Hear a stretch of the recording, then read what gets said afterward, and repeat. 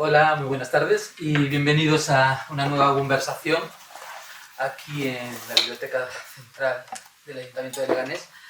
Y bueno, esta conversación tiene como objetivo hablar de la exposición Tecnologías del Agua que hemos realizado aquí en la sala de exposiciones de las artistas chilenas Solange Contreras y Josefina Cruzat. Yo soy Íñigo Rodríguez, soy el comisario de la muestra y bueno, realmente hoy tenemos 4 invitadas maravillosas que nos van a hablar de territorio, arte, ruralidad, cómo el cuerpo se relaciona con ese sujeto político que también es el territorio. Y lo que vamos a hacer es generar una conversación muy horizontal, vamos a hacer que fluya entre todos. Y bueno, lo primero que voy a hacer es presentar a nuestras invitadas de hoy. Y bueno, en primer lugar voy a presentar a las 2 artistas que son las que han dado lugar a esta exposición. En primer lugar, esta es Solange Contreras, artista chilena, uno de los pilares de esta muestra. Y nada, su práctica se define por una escucha activa del paisaje, explorando las narrativas visuales que se puedan integrar dentro del territorio, las prácticas artesanales y los cuidados para dar, digamos, lugar a nuevos discursos. Es diplomada, y en esto sí que si me equivoco, por favor, corrígeme, porque voy a hablar un poco de tu carrera. Entonces, diplomada en arte, mención en grabado por la Pontificia Universidad Católica de Chile. Bien. También, bueno, curso de extensión universitaria en ilustración textil por la Universidad de Málaga, aquí en España. Después hiciste un curso, ensayo sobre la naturaleza y el paisaje, en la Escuela Cerámica de la Moncloa, aquí en Madrid, grado en Bellas Artes por la Unidad Complutense y máster en investigación en arte y creación también por la Unidad Complutense. ¿Correcto? Vale, perfecto. Digamos que, bueno, tu obra ha sido expuesta a nivel internacional en ciudades como Santiago de Chile, en Nueva York, en Salamanca, aquí en España, y en Madrid. Becada por la Residencia Artística Arte y Territorio en el espacio Carl Glass. Y bueno, también, aparte de la beca de Ras de Terra que ha dado lugar a esta exposición, también ha sido premiada con el premio de adquisición por el premio de adquisición Collage para la revista The Architectural Review. ¿Cierto? Sí. Perdona. Y bueno, ahora sí que voy a pasar a Josefina. Josefina también es una artista chilena que vive aquí en Madrid y su práctica artística investiga la tensión entre los materiales y lo digital. Y su propuesta, como podemos ver en la exposición, como habéis podido observar, integra herramientas tecnológicas con procesos manuales, ¿no? De esta forma, Cruzat, es decir, Josefina, reflexiona sobre cómo la mediación tecnológica altera la percepción del cuerpo y nuestra relación con el entorno que nos rodea. ¿Te reconoces? Bien. Y bueno, también es licenciada en Artes Visuales, con mención en Pintura por la Universidad Finisterrae de Chile, diplomada en Psicoplástica por la Universidad Católica, también en Chile, y máster en Investigación en Arte y Creación por la Universidad Complutense de Madrid, ¿no? También tu obra ha sido expuesta a nivel internacional en países como Chile, Perú, España, y has participado en ferias como esta que no la conocía, Persa de Arte en Chile, Mac Córdoba en Argentina y Art Miami en Estados Unidos. Y bueno, la primera de nuestras invitadas, Carolina Borrero, que es artista plástica, docente e investigadora en Colombia. Y bueno, digamos que su búsqueda parte de una investigación situada, donde el cuerpo, el territorio y la memoria material dialogan con archivos sensibles. Prácticas artesanas y modos de hacer que enfrentan formas de violencia histórica con el territorio. Tiene que estar bien, porque esto lo ha escrito ella misma de sí. Entonces, digamos que creo que aquí no me he podido equivocar, ¿no? Ha hecho artes plásticas en Colombia. En la Universidad Nacional. Exacto. Y aquí en España sí que ha sido becada por la Fundación Carolina para hacer aquí el máster de de investigación, arte y creación de la Complutense.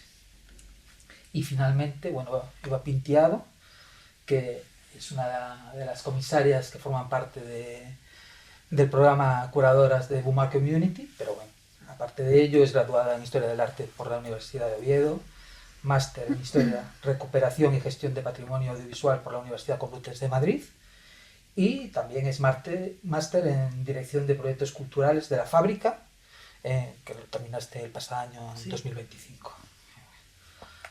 Dentro, digamos, de sus curadorías ha hecho la exposición Sutura, que otro nombre tiene la herida, dentro de BUMA Community, en relación con la residencia transatlántica. Y después, bueno, hace bien poco has hecho Sisas, Cuellos y Tiros en Canarias, curando a Cristina Ortega, el trabajo de Cristina Ortega. Y ahora mismo, bueno, acabas de también colaborar en la Feria Hybrid.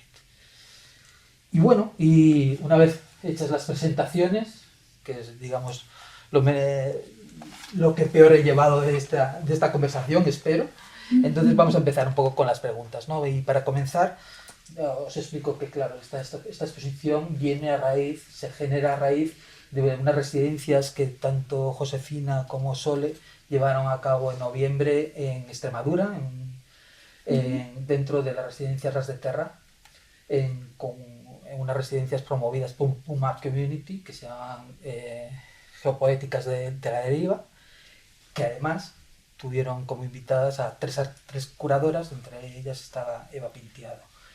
Y bueno, lo primero que os quiero preguntar es cómo fue ese proceso, ¿no?, de entrelazar vuestras dinámicas individuales durante la residencia en Ras de Terra, y en qué momento sentisteis que el territorio que os rodeaba en ese momento empezó a formar parte de vuestro discurso. Y bueno, digamos, como para empezaremos por ahí. Bueno, Villanueva de la Vera, si no la conocen, es una zona bastante rica, hermosa en naturaleza, y era evidente la energía que había ahí, porque se cruzaban dos cosas: la montaña de Gredos, las acequias, que eran estos cauces de agua, y el patrimonio agroindustrial en vías de extinción, que le llamamos. Entonces, no fue difícil encontrar ese espacio. O sea, de hecho fue de forma natural. No se podía obviar. No, estaba ahí, o sea, es tan latente. Estos edificios que estaban repartidos por todo el valle, era enigmático, ¿no? O sea, no podías dejar de estar en ese entorno, de sentirte un poquito al principio como visitantes, como voyeur, ¿no? Uh-huh. Y luego enfrentarse como a estos arquitectura misteriosa, y un poco indagando en su propia historia. Bueno, y como la Sole comenta, por seguir como la conversación, ¿no?, más fluida. Uh-huh. Sí, o sea, bueno, fue un proceso, una metodología de creación que no se pensó, se fue creando a partir de estas observaciones con el territorio. Y claro, lo más visible es lo que Sole comenta, pero también en la medida que íbamos saliendo a estas derivas, nos íbamos encontrando con todo ese mundo más pequeño, más imperceptible, todas estas pequeñas materias como este hongo estrella, los juncos que de hecho Sole después utiliza para crear parte de su trabajo, bueno, los ladrillos como vestigios de estas arquitecturas agrícolas que son los secaderos de tabaco, como vegetales o restos incluso de materia animal. Muchas cosas empezaron a ser parte de todo este paisaje que ahí fue cuando ya empezó a crearse este vínculo pero lo más lindo con Sole fue también que no era un proceso tan solo personal, sino permanentemente colectivo. Y una pregunta que os quiero hacer. Y antes de llegar a las residencias, ¿conocíais bien el contexto? Porque digamos que el contexto de las residencias Ras de Terra hay una cuestión también económica, política, en torno a lo que fue el colonialismo interno en España y el cultivo de tabaco. Entonces, ¿conocíais bien el contexto al que ibais o os encontrasteis con una sorpresa en esas derivas? Fue sorpresa, o sea, en lo personal, yo más o menos conocía la Vera por sus pimientos, su comida sí, y naturaleza, pero no conocía ese contexto histórico patrimonial. Eso me pareció alucinante. Y a partir de que fuimos en estas derivas y encontrando todo este rastro arqueológico, entre comillas, ¿no? Nos fuimos haciendo preguntas. Y luego, a través de hacernos estas preguntas, ¿por qué?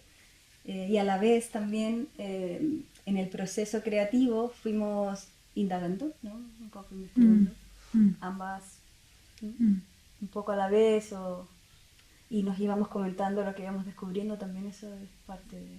Y ahora sí que le quería preguntar a Eva, tú que estuviste allí, también, primero, ¿cómo lo descubriste con lo que te topaste? Y después, ¿cómo evolucionó?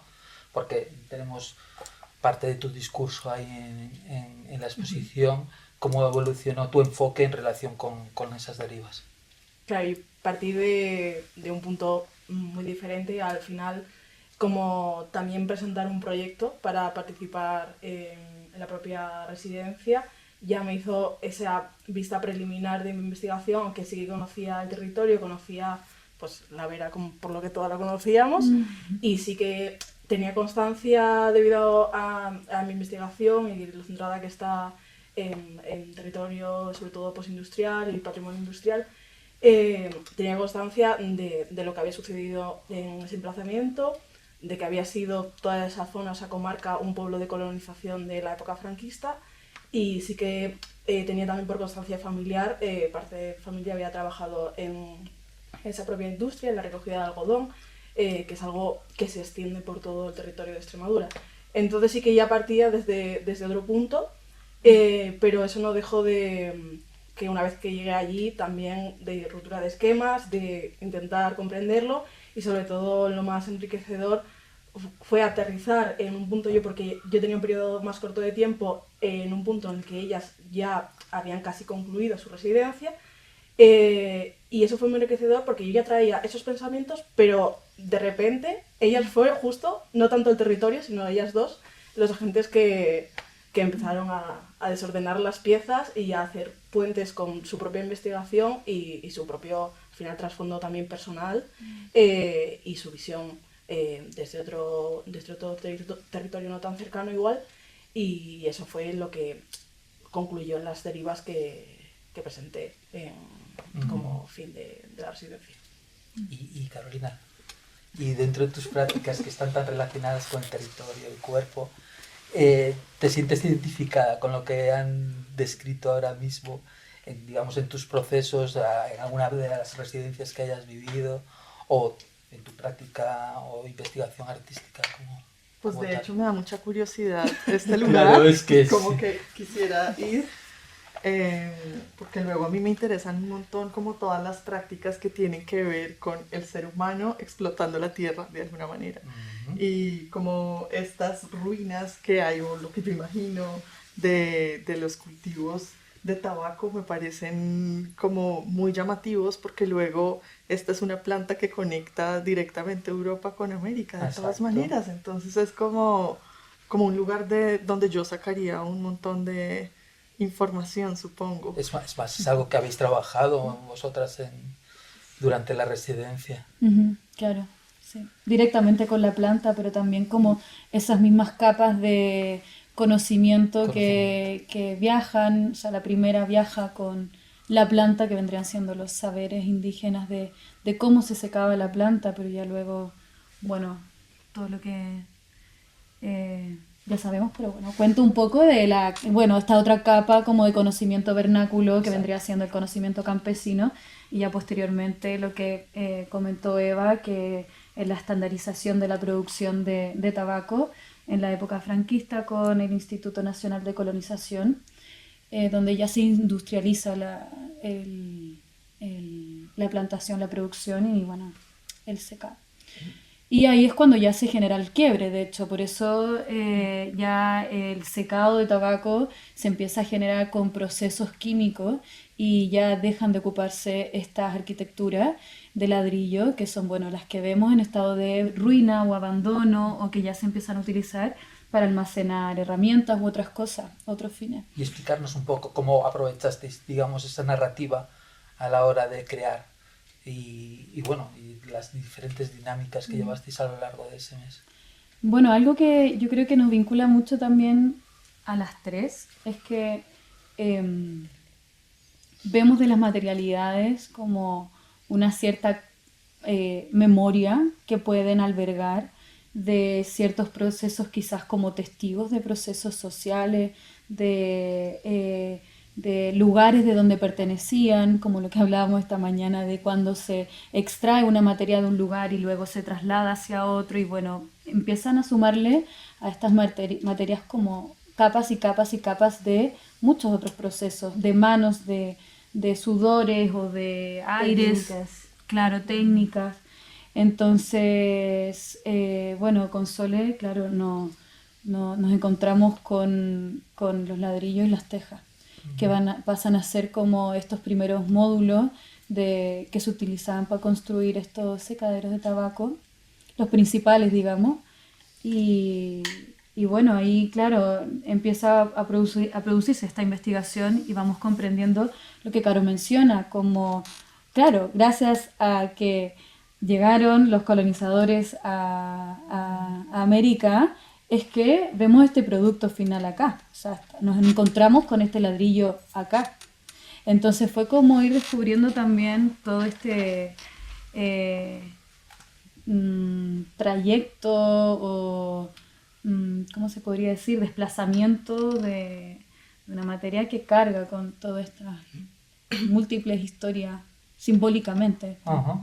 Al final que también los secaderos de tabaco era como la cúspide de otras muchas más cosas. Al final era como lo más visible cuando tú llegabas a ese espacio y lo que te llamaba la atención porque era disonante en un valle verde lleno de pequeños vestigios de ladrillo rojo, encima era como una resonancia y una consonancia de estos dos colores pero claro, eso era como el punto de partida y lo que a todos nos llamaba muchísimo la atención también por antecedentes previos y por puro interés. Pero claro, eso iba derivando justamente la metodología presente en toda la residencia y la forma en la que trabajamos todas las participantes. Y eso también nos arrastraba también por la acequia, que también era una forma de sistematizar todo el territorio. Luego también, pues ya cuando pasaba esa parte de infraestructura, también llegaba una parte más social de esta gente que sigue viviendo aquí, o la gente que se ha tenido que ir, o la gente que llegó a venir aquí para trabajar y ha creado todo ese desplazamiento y esa como huella no tan visible como es el propio vestigio del secadero. Fue al final como el colofón cuando ya nos fuimos adentrando a recorrer ese paisaje. Bueno, Eva como buena comisaria, abriendo melones. Entonces, claro, el agua estaba muy presente dentro del territorio y digamos, que hizo que os desplazaseis también y que lo exploraseis y lo investigaseis de alguna manera, ¿no? Y también el agua y las acequias y esas tecnologías en las cuales vosotros habéis puesto el foco como memoria social y memoria del territorio. ¿Cómo trabajasteis? ¿Cómo afrontasteis esos procesos? ¿Y cómo fue esa metodología en relación a explorar, investigar, encontrar, crear? Bueno, yo en lo personal siempre parto como de un sistema, un proceso más intuitivo. Me gusta como guiarme, ¿no? Como un poco así de olfateando los materiales, olfateando las dinámicas que se van generando en esos derivos, en esos paseos. Y lo que a mí me llamaba mucho la atención era el sonido del agua, porque el sonido del agua era constante, y entonces pensé que necesitaba encontrar ese ejercicio de traer a esta muestra quizás el sonido. El sonido vertebraba como todos nuestros recorridos. Dejarse llevar por el sonido también es una forma, ¿no?, de desplazar como un poco la propia voluntad. Entonces, a partir del agua, que el agua es el que vertebra toda la huerta del valle de Cáceres en general, es que tenía que estar presente. Y a su vez, los propios materiales que parten de la irrigadora, que es esta pieza que yo construyo, que es el barro, que son las tejas y el ladrillo, que también el agua está muy presente en esa tecnología del barro, ¿no? Entonces, todo a su vez, y las plantas que aparecían cerca de las acequias, que son los juncos, que son estos bioindicadores, y el musgo también. Bueno, fue casi un regalo encontrarme esas propias materias que me hablaban de todo este recorrido del agua. Y a su vez yo quise plasmarlo en esta pieza, que es una irrigadora, que también habla un poquito de este sistema circular del agua, ¿no? de este sistema de regadíos que tiene también es muy antiguo. De hecho, existen las acequias históricas que son del siglo XIX. Estas acequias las traían directamente de la Sierra de Gredos, las bajaban. Hoy en día están conectadas con los pantanos, pero antiguamente venían desde arriba del deshielo. Y lo que hacían era tener humedecido todo el tiempo las napas subterráneas. Entonces, en tiempo de calor, estas acequias mantenían toda la hidratación del suelo. O sea, ese sistema, que son las tecnologías del agua que llamamos, son muy importantes en nuestra práctica en general. Y Carolina, digamos que este tipo de procesos, tú que también trabajas con este tipo de cuestiones en relación con elementos naturales y además sé que alguna de tus proyectos también tiene que ver con las arquitecturas y con todo lo que pasa dentro. Sí que me gustaría relacionarlo con la cuestión de los secaderos. Entonces, ¿cómo afrontas, digamos? Porque ellas sí que de las cosas que había, de las memorias que había dentro de los secaderos, sí que han hecho piezas, algunas, las cianotipias, las cuerdas, bueno, el frotás de los pendones de Josefina, pero en tus obras, ¿cómo lo afrontas todos estos procesos? Bueno, creo que mis obras tienen como dos puntos que tienen que ver, uno, con revisar la historia de esos materiales y de los lugares donde están los materiales. Yeah. Y la segunda parte, que termina enlazando con la primera, es cómo nosotros hemos coexistido con esos materiales en esos espacios particulares. Y en esa coexistencia hay un montón de procesos que vienen de procesos artesanos o de personas haciéndole cosas al territorio, que yo últimamente leo como procesos escultóricos un poco, como, no sé, pensando por ejemplo en el tabaco o en estos lugares para secar tabaco. No sé, imagino como todo el recorrido de la planta hasta ese lugar y cómo alguien ha descubierto que el tabaco se seca de una manera particular y cómo eso deriva en un montón de pasos y oficios que, bueno, sí, tienen que ver con el secado del tabaco, pero que también van abriendo otros problemas, ¿no? Porque no es solo cultivar una planta. ¿Qué pasa cuando alguien hace un cultivo en un terreno? Es como de pronto ya ese terreno no tiene una serie de elementos nativos o que le correspondían, sino ahora está siendo intervenido por nosotros para ese cultivo, y eso deriva en que haya otras problemáticas y así se van abriendo un montón de posibilidades. Entonces, al final, como yo me siento parte de esas coexistencias también, nunca me pongo lejos de esas producciones. Entonces lo que hago es aprender de todo lo que pasa en esos territorios y luego replicarlo yo con los mismos materiales.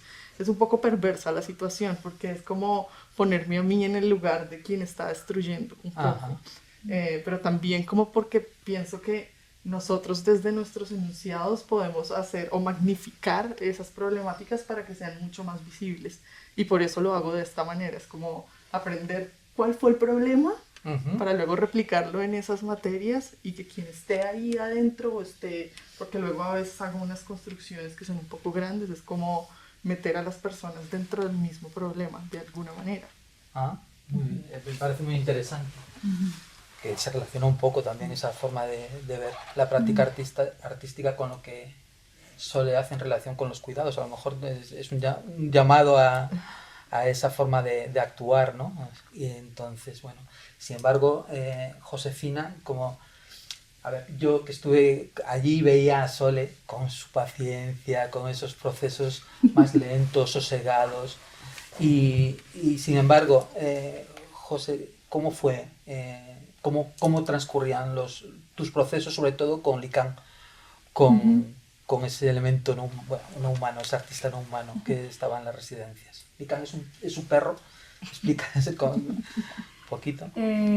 Bueno, lo especial para mí de esta residencia fue que fui acompañada de mi Licán, mi perrito, mi perro de 14 años ya, y claro, quizás también como un poco lo que tú dices, como que al momento de entrar, de estar en un territorio, ya somos como quizás agentes a muy pequeña escala que estamos coproduciendo ese territorio. Entonces al llegar con Licán, por supuesto que lo empecé a pensar con él. Y claro, mi metodología, quizás a diferencia de Sole, viene o empieza un poco y respondiendo quizás un poco, o sea, yendo un poquito a la pregunta anterior también, de mi forma en cómo me acerqué al territorio, fue siempre a través de Google Maps, como que quise mirar qué había acá. Bien, y en realidad lo primero que me llamó la atención fueron asentamientos mineros, pero antiguos por allá en Cáceres. Y yo dije, ala, porque viene un poco de lo que había investigado anteriormente, vale. Pero al estar ahí, la investigación se me fue para otro lugar. O sea, descubrí todo esto de los secaderos de tabaco, las acequias, bueno, la que ya han visto un poco la exposición. Entonces, en esta intención o en esta primera visita virtual a través de la cartografía, que también comprendiendo de dónde viene, que representa o reproduce territorios, pero de una forma mucho más sintética, que excluye muchas cosas, entonces mi práctica viene un poquito bajo esa idea, a pesar de que yo no ocupe como visualmente o gráficamente mapas, como que viene de este primer lugar de visitar el territorio virtualmente para luego recorrerlo físicamente y ampliar ese espectro de representación cartográfica a través de las materialidades propias del territorio. Entonces, bueno, así fue como empecé a descubrir diferentes elementos para poder ir creando. Entonces, un poco en esa idea también, como todas estas capas, ¿no?, que empiezan que han modelado un poco también desde la cartografía. Por ejemplo, en Fragua, Báculos de Fragua, pensar el mineral, que fue esos pequeños minerales, las escalastitas, que se produjeron gracias a un pequeño filtrado de una grieta, de un gran acueducto que cruza un territorio, para luego hacerlo casi como monumentalizar esta pequeña figura como agente que coproduce también este lugar, pero hecho de un mineral también, de grafito, que eso nos recuerda de que el grafito es con lo que se dibujan cualquier diseño gráfico, digamos, de cómo se puede proyectar un territorio o una infraestructura antes de impactar sobre esos terrenos. Entonces es como ir pensando también como las cosas que que confluyen todos los posibles agentes, no solo humanos, o sea, pensar también Licán como compañero, como productor de imagen, sino también, bueno, más que humanos, un poco lo que pensamos con Sole, de que puedes ser tanto leyes, decisiones, como, bueno, cosas macro o micro. Sí, me parece interesante y sobre todo el hecho de entender el paisaje. Es algo que os quería preguntar. ¿Cuándo pasa el paisaje o el territorio pasa a ser un sujeto político dentro de vuestra obra y de vuestra práctica dentro de la residencia? Bueno, yo pienso que si bien es cierto que son realidades diferentes de donde yo vengo, ¿no? Pero siempre las problemáticas se cruzan y en el fondo se replican también. Sí. Al final, el paisaje, como a veces me da, o sea, no tiendo a decir paisaje, sino más bien entorno o territorio. Y territorio tiene que ver también con la gente, ¿no? Esa gente que en el sitio donde estábamos tampoco había tanta población, pero eso quiere decir, esa ausencia de población también habla de ciertos temas, ¿no? Y ciertas problemáticas sociales de abandono, de falta de recursos. Entonces es súper visible y se hace visible en nuestras decisiones al incorporar ciertos materiales o ciertos temas. O sea, no se puede separar una cosa de la otra. Yo entiendo que Eva aquí puede aportarnos cosas en relación a toda esa historia colonial de la zona, del contexto, del territorio allí en Villanueva de la Vera. Sí, al final Villanueva de la Vera, bueno, no es más que un ejemplo de algo que se reproduce en toda la península, fuera de la península, en las islas, bueno, Europa, a nivel global. Al final simplemente es una práctica de un desarrollismo de la industria en un ámbito rural, en el que se implantan diversos recursos y para que produzca el propio territorio la riqueza y también la gente que es arrastrada a esa producción y también que es sometida de alguna forma a ella, porque al final no deja de ser un desplazamiento constante en búsqueda de ese trabajo, que es algo que también que en España se ve claramente, y Extremadura es uno de los grandes ejemplos de ese desplazamiento de la población en búsqueda de los puntales de la industria en cada época. Ahora, pues en un sector de servicios totalmente, es el caso de que todo el mundo estamos aquí en Madrid y antes podíamos estar en la Vera teniendo que producir. Entonces no sé si quieres dirigirlo hacia otro punto. Y cuando deja de ser productivo también, claro, es interesante revisar lo que hablábamos hoy día. Compartirlo con nosotros, por favor.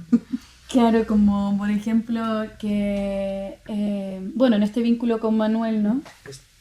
Que era el pastor que vivía muy cerca de la residencia artística, que tuve la oportunidad de conocerlo y conocer mucho su realidad, cómo había llegado, sus deseos y todo eso. Bueno, finalmente también me transmite una realidad muy cruda que tiene que ver con la realidad actual de migrantes en estado, bueno, en estado de abandono, claro, básicamente, como por no tener regularizados unos papeles, pero digamos que también como que ese trato, por ejemplo, que tenía el dueño de estas cabras, de las cuales él estaba a cargo, era muy triste porque en un paseo, ahí estábamos, bueno, yo justamente le estaba explicando de cómo yo había descubierto moler, crear este pigmento, ¿no? Que después, bueno, él lo hace mucho mejor. Pero estábamos ahí en el campo y las cabras, bueno, como ya se sabe, en medio de memoria el paseo, se estaban yendo de a poco. Y de pronto vi una que estaba con las patas para arriba. Y yo le dije, ¡oh, pobrecita, mira, se cayó, ¿qué le pasa? Dijo, no, esa se va a morir. Y yo, ¡ay, pero cómo así! Pero vamos a ayudarla, no sé, como algo le pasa. Me dijo, no, sí, mira, lamentablemente se va a morir. Le dio, esta debe tener, dice, la enfermedad de la lengua azul, que es una peste, parece que les da por un bicho, un mosquito, y que eso ya no se cura. Pero y de pronto como que lo invade una rabia y empieza a decir, no, es que yo le he dicho muchas veces al Señor que les dé una muerte digna, pero Él no lo hace. Y las deja morir así, como en completo abandono.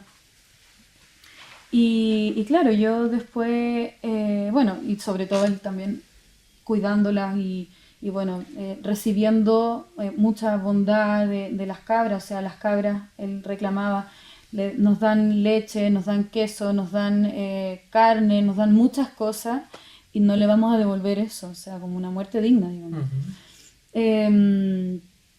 Entonces, ese mismo abandono, digamos, ocurre con personas que habitan estos territorios o incluso que, más allá del migrante, quizás también personas como de todo tipo, cuando la industria ya no sirve, cuando estos cuerpos, ya sea cuerpo natural, cuerpo humano o cualquier cuerpo productivo, deja de producir y esto es bienes justamente de las conversaciones que hemos tenido en torno a la industria en Asturias. Me comentan ambas un término que para mí fue como muy revelador, porque simplemente es un término que no utilizamos aquí y me parece como tan simbólico y tan tajante, que es una zona de sacrificio. La zona de sacrificio es se utiliza para describir también un extractivismo muy fuerte y muy desgastante del territorio. Es una expresión que se utiliza mucho en Chile, también porque Chile es un país con una minería súper potente y con un territorio muy rico. Y pues lo tomo como punto y para desarrollar escenas en las que nosotros, por ejemplo, no tenemos un concepto tan rompedor en el sentido de sólido, es una zona de sacrificio. Sacrificio ya tómalo territorial, social, cultural, incluso. Creo que es, Claro, y hay una cosa que creo que, por ejemplo, las plantaciones de tabaco, la gente de allí que tuvieron que plantar una planta desconocida, que no tenía un arraigo emocional. Yo creo que también es importante eso, porque luego de que la industria del tabaco se canceló, ¿no? Digamos, y por eso yo creo también el abandono de los edificios de secadero, así como porque no hay un arraigo emocional, no hay una conexión con estas plantas, porque muchos agricultores decían que estas plantas lo que hacía con el terreno era dañarlo, porque era muy ácida y acidificaba el terreno y no podían cultivar de nuevo, les costaba mucho sacarlo adelante.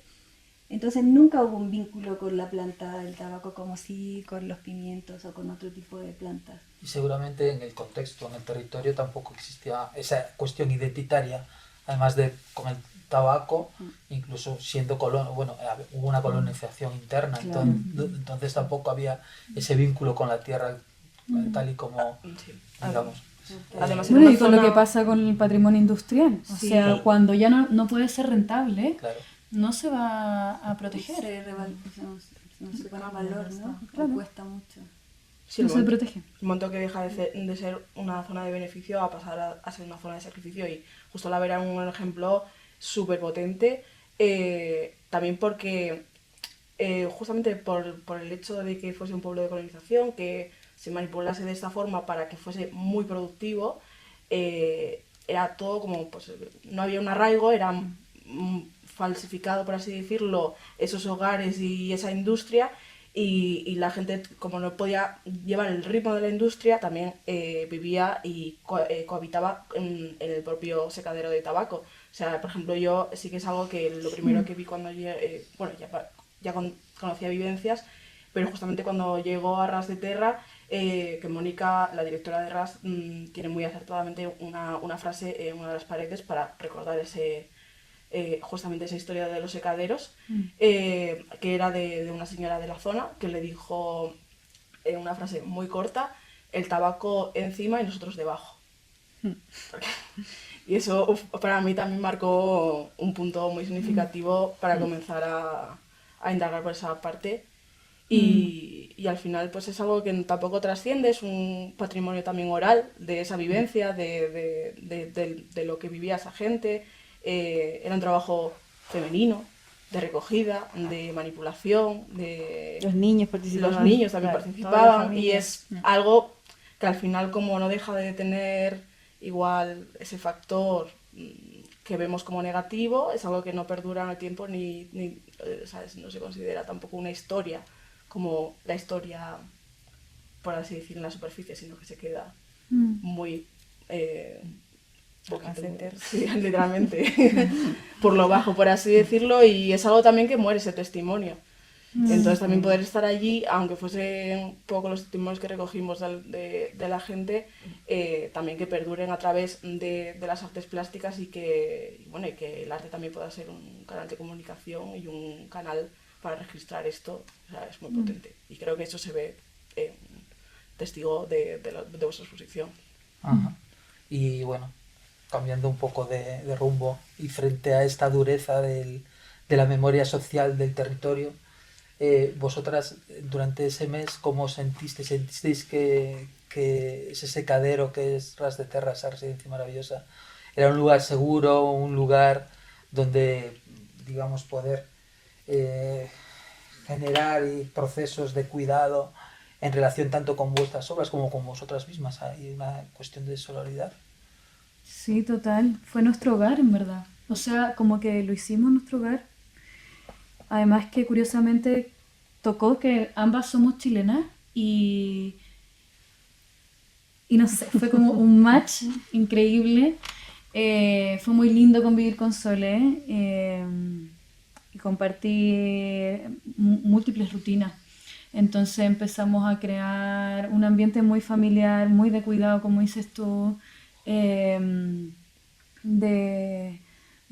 reflexión, de múltiples derivas, de cocinar, de conversar nuestros sueños, nuestras investigaciones, muchas cosas.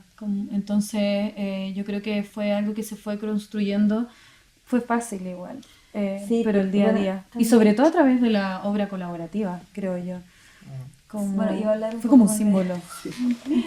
Como de cosas prácticas, porque la residencia está, si bien está en un secadero, también tiene una parte, o sea, de estancia que es muy cómodo, ¿no? Y la relación de las habitaciones muy cercanas, con una cocina, con una cristalera impresionante a todo el paisaje, o sea, estás dentro pero también estás fuera, y ese calorcito quizás como también nos hizo, ¿no?, estar más en la cocina, y de la cocina al bueno, es que como un espacio también como... tan aislado, claro, no tenéis con quién más hablar que con la que tenía al lado. Entonces, no había nadie. Entonces, claro. Yo pasé allí un día y el tiempo transcurre a otro ritmo completamente diferente. Sí, sí. Y Carolina, tú en tus procesos te identificas con este proceso que acabas de describir en relación a los cuidados, la sororidad, la necesidad de partir de ahí para la creación. Completamente. Yo siento que los procesos artísticos son más interesantes y bellos cuando uno parte de lo colectivo y se olvida de que uno... A ver, siento que en muchos casos como que nos han enseñado a que como artistas somos individuos que tienen un pensamiento y ya está, van por su pensamiento. Pero en el momento en el que uno descubre los procesos colectivos del arte, que muchas veces devienen en obras individuales y particulares, pero cuando uno descubre esa colectividad en donde uno explora sus pensamientos, pero se alimenta de los de otros, o ve con respeto la vida y las vivencias de otras personas o de otros seres no humanos, creo que el trabajo se potencia un montón. Entonces yo en realidad soy como muy feliz trabajando con otras personas y no quedándome sola y encerrada pensando que lo que hago está bien y perfecto. ¿Y cuál es el protagonismo de esos seres no humanos dentro de tu producción artística? Bueno, creo que ellos son como dueños del 90% de lo que yo hago, porque como que la columna vertebral de todo mi trabajo tiene que ver con explorar las posibilidades que hay de trabajo con materias y materiales, pero luego también siempre me enfrento a la imposibilidad de dominarlos, porque ellos tienen agencia propia. Sí, agencia propia, entonces yo llego hasta un punto, pero luego las piezas y los procesos hacen cosas que yo no puedo controlar, entonces también es como, creo que se vuelve un proceso de perder el ego y de ser humilde frente a ellos y darse cuenta que esa idea muy humana de que uno puede domarlo todo, de que puede controlarlo todo, está mandada a recoger y que hay otras cosas que están sucediendo al tiempo que nosotros y que tienen como formas de vida propia, entonces como eso. Sí, yo creo que tanto Sole como Josefina se sienten muy identificadas con esos procesos dentro de lo que pasó en las residencias. Si nos queréis contar alguna anécdota en especial, por ejemplo, una de las piezas que tenemos en la exposición fue creada por un cartógrafo muy especial que es Licán. Claro. Entonces, sí, una cartografía como interespecie. Y claro, también pensar que como nuestra mirada de comprender el mundo está medida por muchos aspectos, o sea, completamente humanos, como medidos en tiempos, en distancias, recorridos, y así, a diferencia de que los animales lo comprenden de otra forma, lo mapean de otra manera, también, bueno, poniéndole quizás como una forma para poder entenderlo como características humanas, pero bueno, ellos con solo observarlos se dejan guiar por otros instintos, el olfato. Entonces, claro, esa pieza, un perro, un río y una cámara apuntando al cielo, como esta idea de crear una contramirada satelital, a diferencia de aquella cámara vigilante, también incluso como la cámara como productora de imagen, pero fue una forma quizás de encontrarle una forma de producir imagen a través de un aspecto más sensible. Fue amarrarle al lomo de Licán la cámara o depositar la cámara al río para que la fuerza del río o el instinto de Licán fueran quienes los que crearan estas imágenes. Entonces, claro, a mí me parece muy interesante lo que dice Caro, porque también ver cómo cohabitamos, cómo nos rodeamos de múltiples agentes que están afectando o coproducimos eso todos juntos, es darle un lugar, un espacio, o sea, al momento de ocuparlos, al crear nuestros trabajos, con ese respeto también y ver qué pasa. De hecho, claro, esa libertad que sientes tú como a ver qué pasa al trabajar con materialidades orgánicas, por ejemplo, paredes que se disuelven o se deshacen, ¿no? A mí me pasó, por ejemplo, también mi participación de esa pieza fue al final, al momento de la postproducción, y encontrarme con estas imágenes también es como tiene ese factor sorpresa y bueno, un poco que, bueno, hay que jugar con ello, ¿no? Es interesante, ¿no? Cómo dislocáis los procesos estandarizados en realidad, ¿no? Es, claro. Digamos, y ahí sí que lo ligo un poco también con los procesos que llevó Sole a lo largo de la residencia, pausados, más, digamos, utilizando técnicas artesanales, también, bueno, tú venías ya haciendo piezas que, digamos, hilaban las materiales naturales con materiales industriales, de desecho, etcétera, etcétera. Sí, o sea, me interesan esas materias como los materiales no nuevos, ¿no? En el fondo, sí, es verdad que a veces trabajo con ellos, pero yo creo que como que me vertebra es el rehacer, el reutilizar, deshacer, como esos conceptos me parece que tienen que estar en mis obras y también el tema de dejar un poquito de lado o sea, lo que sea perecedero, ¿no? Me interesan los materiales que se van desintegrando con el tiempo, que pueden estar ahí un par de meses y que luego se transforman en otra cosa, que siguen como sus ciclos naturales.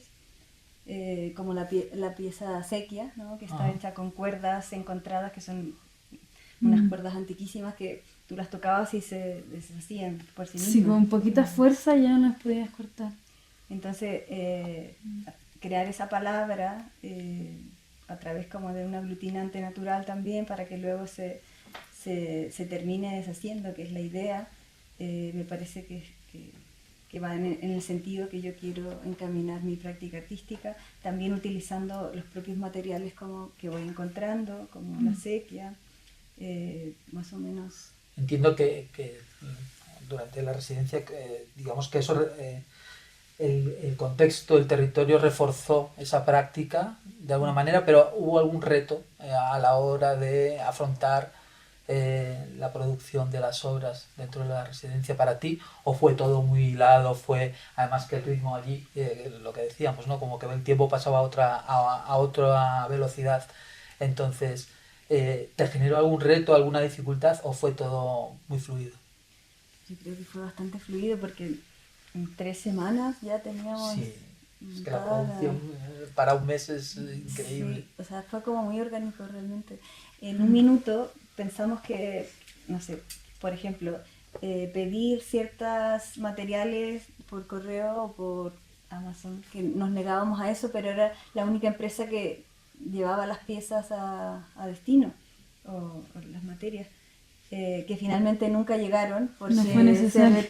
se retardó, y luego dijimos ya, lo hacemos tal cual. Y eso tiene que ver también con estos pueblos, ¿no? Que es difícil la conexión. Es una cuestión en relación con el abandono, ¿no? O claro. sea, esa cuestión histórica también. Sí, sí. Lo desconectado. Además, justo tormenta también. Sí, como eso. Sí. Pero, claro. Bien, vale, pues dejadme, porque prácticamente os he hecho todas las preguntas. No sé si desde el público tenéis alguna pregunta o algo que os genere interés en relación con lo que nos han estado contando. A ver, a mí... Hola, gracias. Para empezar. A mí me pasa que yo también soy artista y conecto mucho con las prácticas de ambas, ¿no? Son prácticas que vienen muy de la artesanía, muy de la mano, de ver con qué nos vamos encontrando. Entonces, claro, nosotras como artistas que usamos prácticas artesanales y las metemos dentro del arte contemporáneo, a veces tenemos que hacer unas pequeñas triquiñuelas para que sean aceptadas de alguna manera. Y yo creo que, no sé si me equivoco con esta reflexión que he sacado de lo que ustedes han ido contando, pero hay algo muy interesante del artista que sale del estudio, ¿no? De trabajar directamente con el exterior. Pero tenemos como esa idea de artista de estudio de 4 paredes blancas, y ahí vamos como fraguando algo. Entonces, yo creo que es una pregunta, a lo mejor es un poco retórica ya de todo lo que hemos hablado, pero ustedes no sé si habían trabajado anteriormente tanto en el exterior para construir para un interior, ¿sabes? No trabajar desde un interior para construir para afuera, sino para construir hacia adentro, con lo que ya nos va proviendo el medio, porque hasta que los materiales no llegaron también, pues te pone a prueba, ¿no? Entonces, no sé, pues si nos quieren ilustrar un poquito más sobre ese proceso de trabajar con lo que no esperabas trabajar nunca, ¿no? Sí, que es un poco resultado de las derivas, entiendo. Bueno, el espacio de residencia yo creo que te permite salir del estudio. O sea, yo creo que igual afortunadamente hay artistas que pueden tener un estudio, otros tenemos un rinconcito en la casa, pero nos adaptamos. Pero cuando ocurren estas oportunidades de poder desplazarte, desvincularte completamente de todo ese espacio de trabajo, de tu rutina y todo, para sumergirte en un... Bueno, claro, en materialidad o todo nuevo, yo creo que eso, bueno, sí, siempre va a ser como muy positivo al momento de crear en ese proyecto, pero también puedes seguir generando eco, ya sea en tu estudio, en tu pequeño rincón del hogar, porque así fue un poco también lo que nos pasó con Sole. Unas piezas que están justamente en una pared blanca. Sole se trajo las hojas de tabaco, y también me traje, bueno, obviamente entre medio hay muchos más materiales, pero lo que se puede ver ahí son las escalastitas. Esas obras fueron producidas después de la residencia. Entonces, estoy muy de acuerdo contigo en que bueno, es necesario salir. Hay veces que no se puede, a otras veces quizás también bajo esa idea del deriva es como obligarse o motivarse a un paseo y dejarse como inspirar por otras cosas. Pero yo creo que para un artista, una residencia artística es fundamental. Sí, yo también creo lo mismo. O sea, creo que en una residencia, de hecho, están dadas las cosas, las pautas para que así sea. Y de hecho pasaron como cosas dentro de la propia residencia. Por ejemplo, empezamos a juntar las bolsitas de té, que son parte también de una obra final. Y todos hacíamos como colecciones, o sea, teníamos un montón, cosas que... Moscas. Cáscaras de naranja también, que luego yo hice una obra que está por ahí, que no está terminada, no está... Entonces como que van surgiendo estas cosas del cotidiano, ¿no? Como de generar, qué vamos generando y qué podemos hacer con estos propios desechos. También eso o sea, está muy presente en mi práctica y yo creo que fue estimulado, ¿no? Como con todas estas dinámicas de convivencia. Y también yo creo que es una cosa esencial en una residencia incorporar ciertos materiales, ¿no? Como intentar situarnos dentro de este contexto, porque yo creo que en una residencia de un mes somos simples observadores del territorio. Entonces no podemos hacer más allá de mirar este territorio un poco desde fuera. Sí, fue un privilegio al final el poder estar allí y hacer una investigación, bueno, y vosotras una investigación y un posterior desarrollo de una producción que seguimos investigando situada y poder tener, al menos que sea un periodo corto, de estar situada en ese territorio. También creo que potenció un montón tanto las investigaciones de las artistas como de las comisarias, o al menos lo que he podido dialogar con ellas, con Iciar y con Karen, fue al final la implantación de la deriva. Yo creo que nos ayudó mucho a sacar muchas cosas, a investigar de otras maneras, igual que no estábamos tan cómodas, a salir un poco de esa zona de confort. Yo, al menos en mi caso, un comisario al final, estás en tu casa, una investigación pura y dura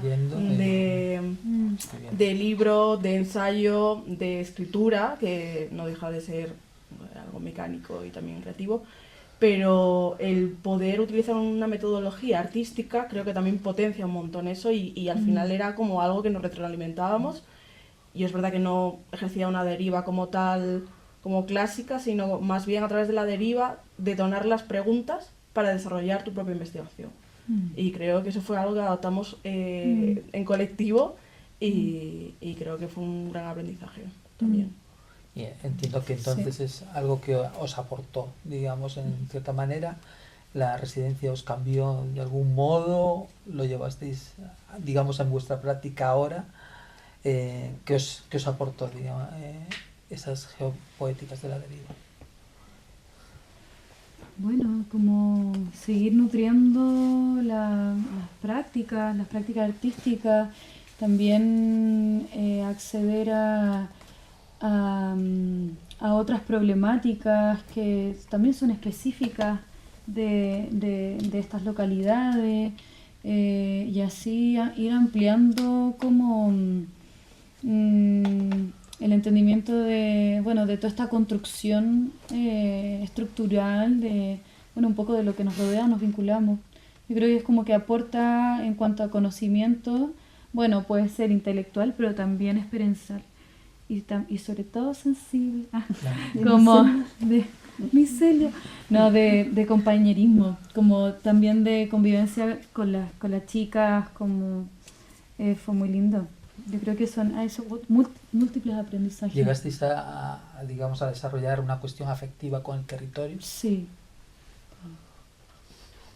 Sí, o sea, nosotros somos de Santiago, vivimos en Santiago y tenemos la cordillera ahí súper latente, entonces estar en ese espacio que estaba la montaña de Gredos todos los días. Sí.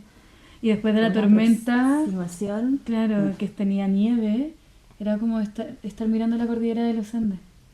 Sí. Era tan lindo. Sí. Bueno, esa en nuestras ficciones, pues, pero... Y estar atenta también a sea, los sistemas atmosféricos, está ahí, hay una cantidad de cristales por todo el secadero que te permite ese adentro y fuera.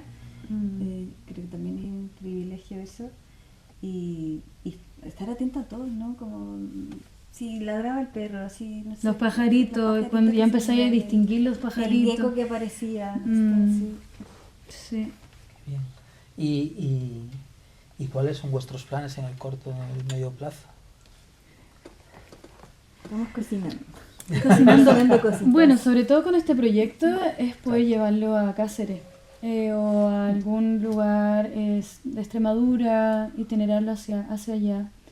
Yo creo que, bueno, tuvimos la oportunidad de hacer un Open Studio, pero que fue gente de allá, pero como que extrañamos un poco poder conectar más con la comunidad y este mismo conversatorio, claro, ahí podría ser interesante. Bueno, pues ya sabes, eso. Eva, las jóvenes comisarias están para esto, entonces hay que planear cosas. También, bueno, que de esa residencia desarrollasteis también el colectivo Claro. que estáis formando. Uh-huh. Hacer un poco ahí de publicidad. Sí, ¿En qué consiste ese colectivo? Bueno, el nombre es bastante curioso. Agencia de Asuntos Más que Humanos.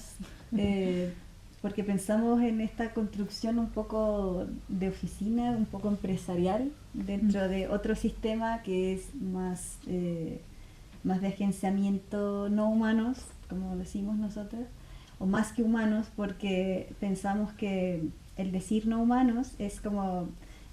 todavía está el humano presente, ¿no? Más que humano podría ser ir un poquito más allá. O sea, toda la vida que es mineral, que es animal, vegetal, claro, político, social. Los fenómenos también, que las fuerzas de la naturaleza que están presentes en todas nuestras decisiones y que no nos damos cuenta, ¿no? Como ese espacio relacional un poco invisibilizado por el constructo global capital. Son como productivista. Está en construcción este proyecto y yo creo que lo que nos une es la necesidad de reunirnos, de contarnos y de desplazar también este fenómeno de autoría única de artista. Qué bello. Y cuidarnos. Eso es maravilloso. Bueno, no sé si tenéis alguna pregunta más o por parte del público. Bueno, pues ya llevamos más de una hora de conversación. Quiero daros las gracias a todos los que habéis asistido a este conversatorio. Dar las gracias a Bumar Community por hacer posible la residencia y esta exposición, al Ayuntamiento de Leganés por cedernos este espacio tan maravilloso aquí en la Biblioteca Central, a las residencias Ras de Terra, que no las nombré al comienzo y son fundamentales, a Mónica, y nada, que continuar trabajando, continuar con esa agencia de asuntos más que humanos. Desde Bumar Community os daremos todo el apoyo que podamos siempre. Son unas artistazas, la exposición que tenemos ahí fuera bien lo atestigua. Y nada, quiero dar las gracias por participar de este conversatorio, de este Boomversatorio, y nos vemos mañana para seguir trabajando. Y nada, muchas gracias a todos. Gracias. Muchas gracias.